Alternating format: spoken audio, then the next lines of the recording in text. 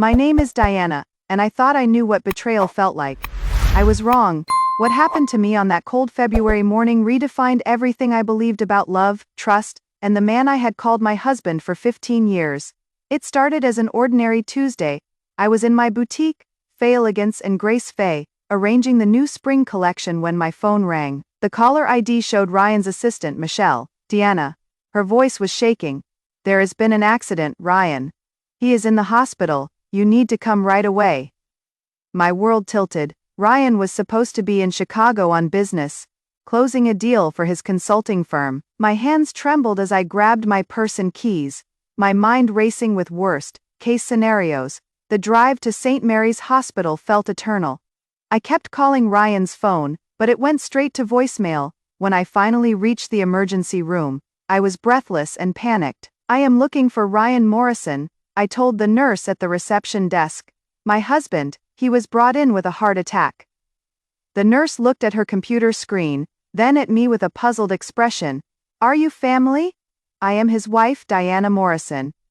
She frowned. I am sorry, ma'am, but we already have his wife here. She has been with him since he arrived this morning. The world stopped spinning. Excuse me. Mrs. Morrison is in the ICU with her husband right now. Perhaps you are thinking of a different patient. I felt the blood drain from my face. There must be some mistake. I am Diana Morrison. I've been married to Ryan Morrison for 15 years. The nurse looked uncomfortable. Ma'am, I think you should speak with the doctor. Let me get Dr. Peterson for you. As I waited, my mind reeled. Another wife, it was impossible. We had been married in 2008, at the beautiful garden wedding I had planned for months. We lived together, shared everything, built a life together. How could there be another wife? Dr. Peterson approached me, a tall man with kind eyes and graying temples. Miss Morrison, Diana Morrison, I am Ryan's wife. He looked troubled, ma'am. I think there has been a serious misunderstanding. Mr. Morrison's wife Janet has been here since early morning. She provided all his medical information and made the necessary decisions about his treatment. Janet. I had never heard that name before. Doctor, I don't understand. Ryan Morrison is my husband. We've been married for 15 years. We live at 1247 Maple Street. We have joint bank accounts, shared properties. Dr. Peterson's expression grew even more concerned. I think you need to speak with hospital administration.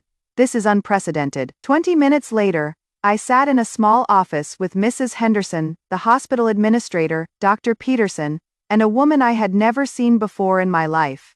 She was about my age with auburn hair and tired eyes, wearing clothes I had never seen in our shared closet. This is Janet Morrison, Mrs. Henderson said carefully. She has been Mr. Morrison's emergency contact for over 18 years. I stared at Janet, and she stared back at me with equal confusion and growing anger. Who are you? Janet demanded. Why are you claiming to be married to my husband? Because I am married to him. I shot back, pulling out my phone to show our wedding photos. This is our wedding from 2008. Janet's eyes widened as she looked at the photos. Then she pulled out her own phone. This is our wedding from 2005. My heart stopped. There on her screen was Ryan, 3 years younger, standing at an altar with this woman, both of them smiling radiantly. He was wearing the same tuxedo he had worn to our wedding. Mrs. Henderson cleared her throat. Ladies, I think we need to call the police. This appears to be a case of bigamy. The next few hours passed in a blur. Police arrived, took statements, and began their investigation. I learned that Ryan had been legally married to Janet Morrison since 2005. They had a house in the suburbs, joint accounts, and she was listed as his beneficiary on all his insurance policies. But what about me? What about our marriage certificate, our home, our life together? Detective Ray Williams, a patient man with weathered hands, explained it to me gently. Miss Richardson, yes, according to legal records, your name is still Diana Richardson. Your marriage certificate is fraudulent. The officiant was not licensed, and the marriage was never legally registered. I felt like I was drowning. But we filed taxes together, we have joint accounts. That is all civil documentation that can be created without a legal marriage. I am sorry, but according to the state, you were never legally married to Ryan Morrison. Janet, who had been silent during this revelation, suddenly spoke up. Wait, Richardson, Diana Richardson. You own that fancy boutique downtown, don't you? I nodded numbly. Ryan told me about you. He said you were his business partner. He said you invested in his company, and that is why you had joint accounts with him. She paused, realization dawning on her face. How much money did you give him? The question hit me like a physical blow. Over the years, Ryan had constantly needed money for his business. I had liquidated my inheritance, sold my grandmother's jewelry, and mortgaged my boutique to fund his ventures. The total amount, I calculated quickly in my head. About $2 million, I whispered. Janet gasped. $2 million, Diana. Ryan doesn't have a consulting company. He works part-time at a hardware store. Where did all that money go? Detective Williams leaned forward. Miss Richardson, I think you need to contact your bank immediately, and you might want to call a lawyer. The ride home was the longest of my life. Our house. My house, apparently felt like a museum of lies. Every photo, every shared memory, every moment of intimacy had been built on deception. I called my bank.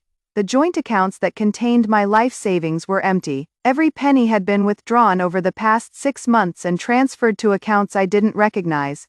I called my lawyer, Patricia Hayes, a sharp woman who had handled my business contracts for years.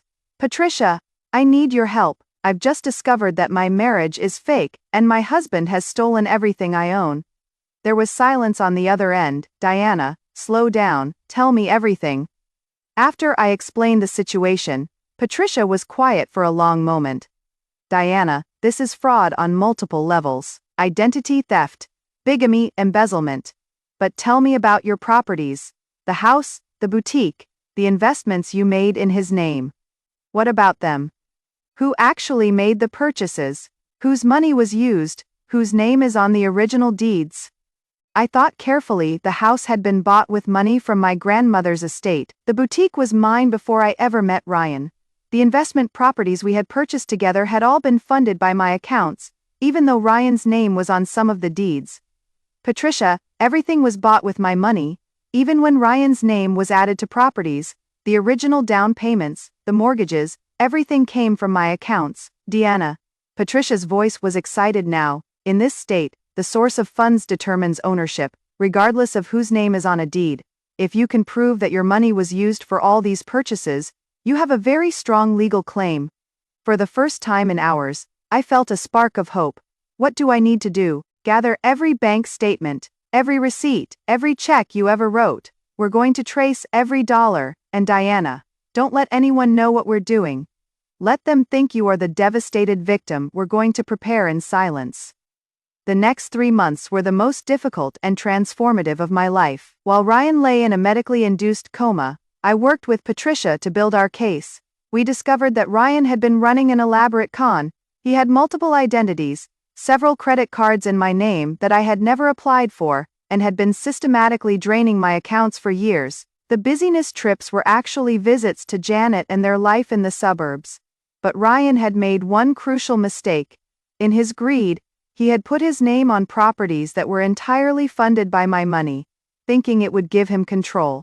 Instead, it created a paper trail that proved he had stolen from me. Janet surprisingly became an unexpected ally when she learned the truth about Ryan's deception. She was as devastated as I was. Diana. She told me during one of our meetings at the hospital. I thought you were his business partner. He told me you were helping him invest because you trusted his business judgment. I never knew he was living with you, that you thought you were married to him. How did he manage it all? I asked. How did he keep us separate for so long? He told me he traveled constantly for work. He was gone at least half the time, sometimes more. He said his business required him to be in different cities, meeting with clients. She shook her head bitterly. I thought I was lucky to be married to such a successful man. And the money? He told you he was successful. He said his consulting firm was doing well. We lived modestly, but he said he was investing most of the profits back into the business. I thought he was being financially responsible. We realized that Ryan had been living 2 lives completely, using my money to fund both households, while keeping us both in the dark about each other's existence. Patricia worked tirelessly to trace every financial transaction. We discovered that Ryan had purchased 3 rental properties using my money, opened multiple business accounts with my funds, and even bought a boat that I had never seen. The good news, Patricia explained, is that every single asset can be traced back to your money. The bad news is that Ryan has been transferring money to offshore accounts. We may not be able to recover everything, but we can certainly recover most of it. What happens when he wakes up? Patricia smiled grimly. That is when things get interesting. Ryan woke up on a Thursday morning in May. I wasn't there, I was at my boutique, having spent the morning finalizing the legal documents that would change everything. Patricia called me with the news. He is awake and asking for Janet. She is with him now. Diana, are you ready for this? I've been ready for months. That afternoon, I walked into Ryan's hospital room for the first time since the day I had discovered the truth. He looked thinner, older, but his eyes were alert. Janet was sitting beside his bed, her face carefully neutral. Diana. Ryan's voice was weak but confused. What are you doing here? I thought you were in New York on business. Even now, he was trying to maintain his lies. Hello, Ryan, I said calmly, pulling out a chair and sitting down across from him. I am here to discuss some legal matters with you. Legal matters, Diana. What is going on? Where have you been? Janet told me some crazy story about you claiming to be married to me, but that is impossible. I looked at Janet, who nodded slightly. She knew what was coming. Ryan, I said quietly, I know everything. I know about Janet, I know about the fake marriage, I know about the money.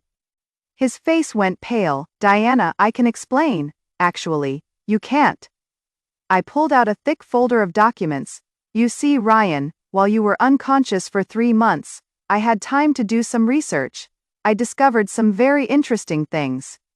I opened the folder and pulled out the first document. This is a forensic accounting report showing that over the past 15 years, you stole approximately $2.3 million from me. Ryan tried to sit up, but the medical equipment restricted his movement. Diana, it wasn't stealing. We were married. It was our money, but we weren't married. Were you? I pulled out the second document. This is a report from the State Attorney General's office confirming that our marriage ceremony was fraudulent, and that you are guilty of bigamy, fraud, and identity theft. Janet was watching this exchange with fascination. This was all news to her as well. Now, I continued. Here is what is interesting, because you were so eager to put your name on properties that you thought would give you control. You created a legal paper trail proving that you used stolen funds to purchase assets. I pulled out a third set of documents. These are property deeds showing that you are listed as the owner or co-owner of our house, 3 rental properties and 2 commercial buildings. The problem is, every single purchase was made with my money, from accounts that you accessed fraudulently. Ryan was staring at the documents, his breathing becoming labored. Under state law, I continued, when stolen funds are used to purchase property, the rightful owner of the funds becomes the rightful owner of the property, regardless of whose name is on the deed.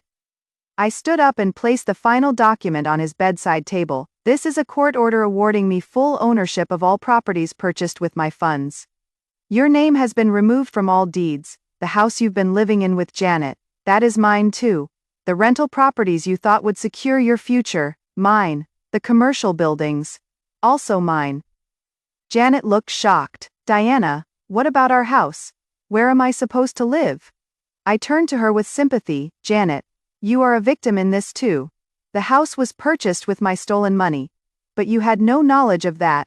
I am not going to make you homeless. I am going to sell the house and give you half the proceeds. It is not fair that you should suffer because of what Ryan did. Ryan found his voice. You can't do this. I'll fight it in court. I smiled. The first genuine smile I'd had in months. With what money? Ryan, your accounts have been frozen as part of the criminal investigation, and speaking of that, I pulled out my phone and showed him a text message. This is from Detective Williams. He is on his way up here to arrest you for fraud, bigamy, and theft. As soon as the doctors clear you for discharge, you are going to jail. The room fell silent except for the beeping of medical equipment. You see, Ryan, I said, gathering my documents, you thought you were so clever. You thought you could manipulate 2 women, steal everything I worked for, and disappear into the sunset with your offshore accounts. But you made one critical mistake. What mistake? He whispered. You underestimated me. You thought I was just a pretty store owner who would never question your authority or investigate your lies. You thought I would be too devastated to fight back. I leaned closer to his bed.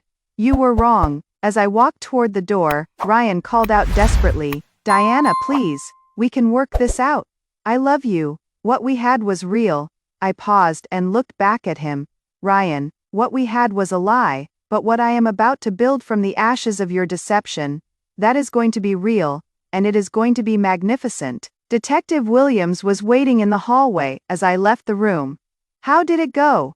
He is all yours, Detective. 6 months later, I stood in the grand opening of my expanded boutique, Feiligans and Grace Redux Fay. The space was 3 times larger than before, beautifully designed and bustling with customers and well-wishers.